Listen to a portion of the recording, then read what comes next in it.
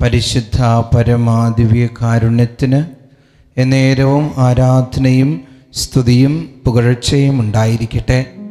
സങ്കീർത്തനം 16:8. കർത്താവ് എപ്പോഴും എൻ്റെ കൺമുമ്പിലുണ്ട്, അവിടെ എൻ്റെ വലത്തുഭാഗത്തുള്ളത് കൊണ്ട് ഞാൻ കുലുങ്ങുകയില്ല. കർത്താവ് ഉള്ളത് കൊണ്ട്, കർത്താവ് എൻ്റെ വലത്തുഭാഗത്തുള്ളത് കൊണ്ട് ഞാൻ കുലുങ്ങുകയില്ലെന്ന് സങ്കീർത്തകൻ പറയുക. കർത്താവിനെ നമ്മൾ വലത്തുഭാഗത്ത് പ്രതിഷ്ഠിക്കാത്തത് കൊണ്ടാണ് പലപ്പോഴും നമ്മൾ കുലുങ്ങുന്നത് എന്നതുകൂടെ ഇതിനർത്ഥമാക്കുന്നുണ്ട്.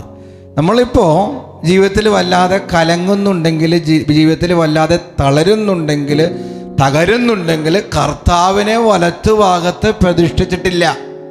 നിനക്ക് പ്രാർത്ഥനക്കുറവുള്ളത് കൊണ്ട് ആ ജീവിതത്തിലെ സഹനങ്ങളെ ഇങ്ങനെ വല്ലാതെ ശപിച്ചുകൊണ്ടിരിക്കുന്നത്. എന്തിനാണ് ഈ സഹനങ്ങൾ, എന്തിനാണ് ഈ വേദനകളെന്ന് നീ പറയുന്നതിൻ്റെ കാരണം എന്താ? എങ്ങനെ ഞാൻ ഈ പ്രശ്നങ്ങളെ മാറ്റും, അല്ലെങ്കിൽ ഈ പ്രശ്നങ്ങളെ എങ്ങനെ അഭിമുഖീകരിക്കുമെന്ന് നീ പറയുന്നുണ്ടെങ്കിൽ അതിനർത്ഥം നിനക്ക് പ്രാർത്ഥനക്കുറവുണ്ട്.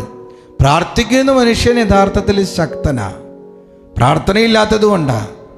ദാനിയേൽ പ്രവചനം 3-ാം അധ്യായത്തിൽ നബൂഖദ്നേസർ രാജാവ് ഉണ്ടാക്കിയ പ്രതിമയെ വണങ്ങാത്ത 3 പേരുണ്ടായിരുന്നല്ലോ.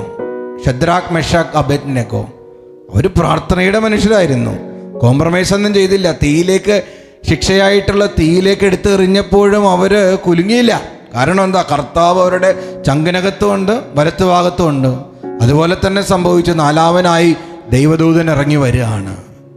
ദാനിയേൽ പ്രവചനം 6-ാം അധ്യായത്തിൽ ദാനിയേലിനെ അസൂയാലുക്കളായിട്ടുള്ള എല്ലാവരും കൂടെ കെണിയിൽപ്പെടുത്തിയിട്ട് ഇസ്രായേലിൻ്റെ ദൈവമായ യഹോവയെ ആരാധിക്കുന്നത് കണ്ടെത്തുകയും അവനെ സിംഹക്കുഴിയിൽ ശിക്ഷയായിട്ട് ദാരിയൂസ് രാജാവിൻ്റെ കാലഘട്ടത്തിൽ എറിയുകയും ചെയ്യുന്നുണ്ട്. പക്ഷെ അവൻ സിംഹക്കുഴിയിലും കുലുങ്ങിയില്ല. ദൈവം എന്ത് ചെയ്തു? സിംഹത്തിൻ്റെ വായ അടപ്പിച്ചു. ദൈവം വലത്ത് ഭാഗത്തുണ്ടോ? ഏത് സിംഹത്തെയും, ഏത് പർവ്വതങ്ങളൊപ്പം ഉയരവും വണ്ണവും വീതിയും ഒക്കെയുള്ള വലിയ കാര്യങ്ങളെ പോലെയും മറികടക്കാനായിട്ട് നമ്മളെ സഹായിക്കും. നമുക്ക് കഴിയും.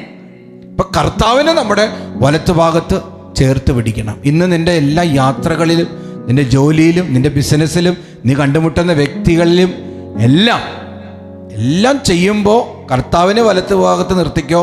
നീ ഉയരും, നിനക്ക് അഭിവൃദ്ധി ഉണ്ടാവും. ഇന്ന് മെസ്സേജ് ബോക്സിൽ ടൈപ്പ് ചെയ്യണം, ഈശോയെ അങ്ങ് എൻ്റെ വലത്ത് കരം പിടിക്കണമേ എന്ന്. ദിവ്യകാരുണ്യനാഥൻ നമ്മെ അനുഗ്രഹിക്കട്ടെ.